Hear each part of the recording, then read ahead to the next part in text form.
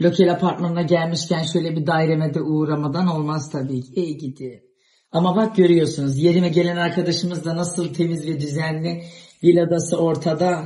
Ben evime öyle kirli pasaklı karıyı sokar mıyım? İyi gidi kızım. Bak tertemiz. Ay mutfağım. Ben bu evi temizlerken yoruluyordum. Allah belamı verdi. 2 katlı bu sefer temizle bitmiyor. Ya yazık canına yok. Aynamızı hatırladınız mı? İyi gidi kızım. Bu arada ne lekeller. Bak sobanın bacası bile duruyor. Manyak ya.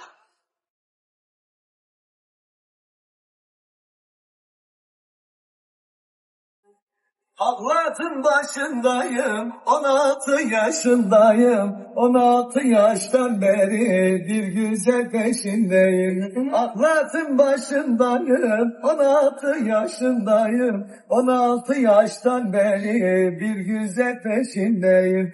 Güle güle gül hanım, gel otur benim canım, sensin benim dermanım, hem alım canım. Güle güle gül hanım, gel otur benim canım, sensin benim dermanım, hem adım canım.